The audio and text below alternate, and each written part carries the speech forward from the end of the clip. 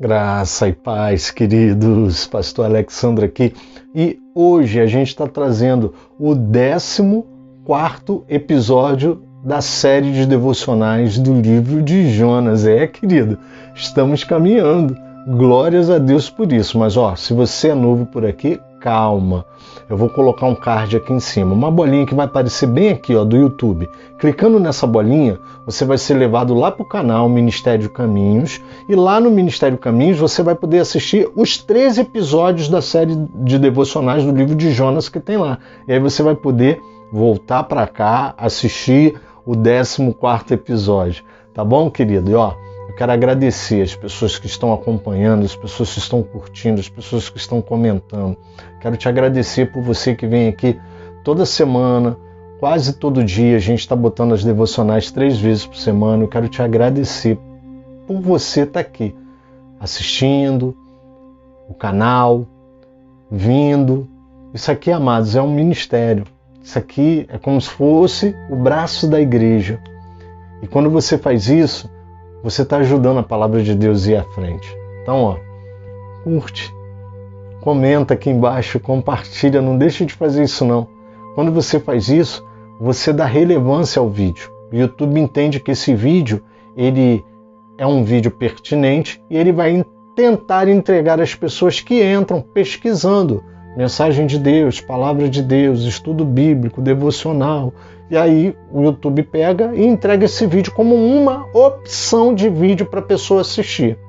Se for de Deus, ela vai ouvir e Deus vai edificar, a mensagem vai edificar a vida dela. Eu te peço isso não é para ficar famoso não, basta você olhar o número de seguidores que você vai ver que não tem nem como. Eu te peço isso para que a gente possa espalhar a palavra de Deus. E te peço isso não só para a minha palavra. Eu sei que vocês acompanham a palavra de muita gente, de outras autoridades espirituais. Faça isso. Não deixe de dar o joia, não deixe de dar o like, não deixe de comentar quando você puder. Não deixe de fazer isso não. Isso é uma forma da palavra de Deus ser espalhada, tá bom? Pega a tua Bíblia, livro de Jonas, capítulo 1. Hoje nós vamos ler o verso 16. Amém, querido? Um versículo só, pastor? Um versículo só. Devocional nem sempre você faz com vários textos. Devocional é um momento de Deus em que você devota a Deus aquilo que você é, aquilo que você tem, aquilo que você pensa, aquilo que você está sentindo. E às vezes, em um versículo, um único versículo da Bíblia, Deus fala contigo. Deus diz para você qual é a vontade dele. Ainda que você não se encaixe hoje no texto que vai ser lido, mas pode ser que daqui a uma semana, 10 dias, um ano, daqui a muito tempo, essa semente dessa palavra vai ficar guardada no seu coração. E no momento certo, você vai lembrar dessa palavra e você vai falar, opa, por que essa palavra veio na minha cabeça agora? E aí você vai lembrar que é a vontade de Deus para a sua vida. Amém, querido? Vamos ler? Jonas capítulo 1, verso 16, diz assim, olha, então esses homens temeram muito ao Senhor, ofereceram sacrifícios ao Senhor e fizeram votos. Amém, querido? Bom, vamos voltar aqui e fazer uma recapitulação rápida só para você entender. No episódio passado, o tema da devocional foi faça a vontade de Deus, ainda que venha doer, ainda que doa, faça a vontade de Deus. E hoje o tema é, na vontade de Deus existe um propósito. Querido, até nos piores momentos a vontade de Deus traz um propósito. Esses homens eles tinham acabado de jogar Jonas no mar.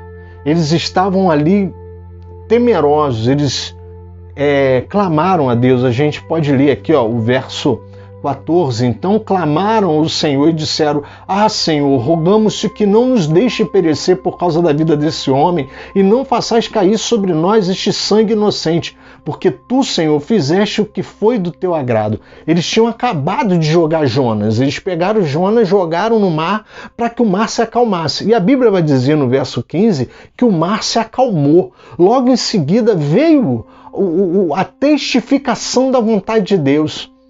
Eles, quando lançaram Jonas no mar, o mar se acalmou de imediato. Doeu jogar Jonas no mar? Para aqueles homens doeu. Eu até falei no episódio passado que se fosse nos dias de hoje, talvez não doeria. Talvez iriam jogar a gente no mar sem pensar duas vezes. A gente está vivendo muita época da farinha pouca, meu pirão primeiro. A gente está vivendo a era do egocentrismo, do antropocenismo, ou seja, as pessoas são o centro das atenções. Eu tenho que ser o centro das atenções, senão eu não sobrevivo. Só, amado, que naquela época ainda existia um pouco de temor. Aqueles homens ficaram temerosos. Só que quando eles jogam Jonas no mar, que o corpo de Jonas afunda, o mar se acalmou de imediato. E aí o que aconteceu no verso 16? É isso que eu quero que vocês entendam.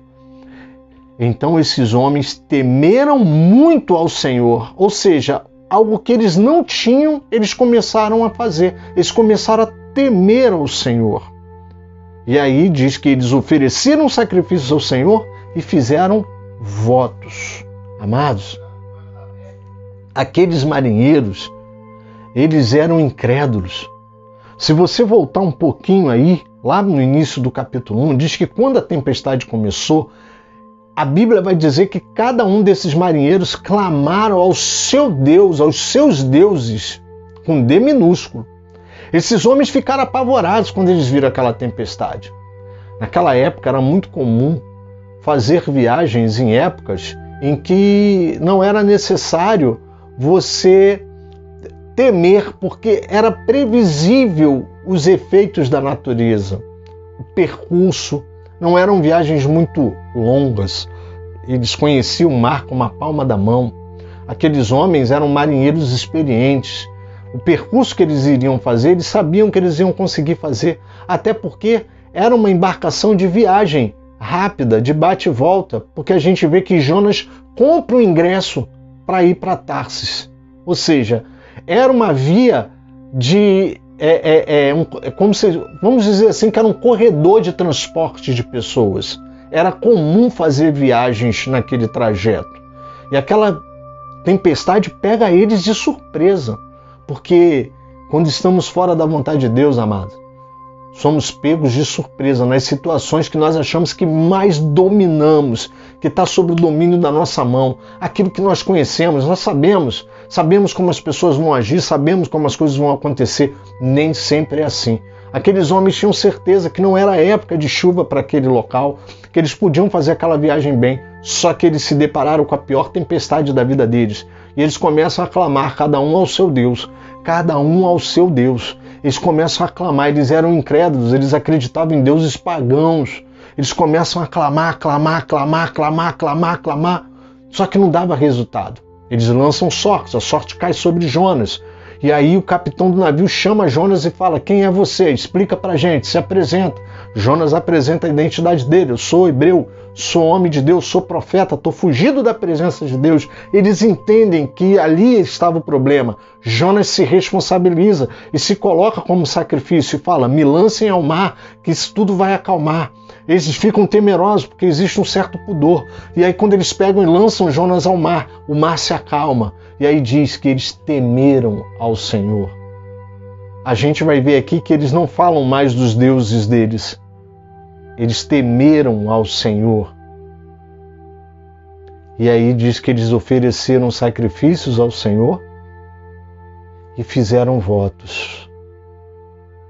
Amados, se existe uma coisa muito séria na época, era o oferecer sacrifício e fazer voto.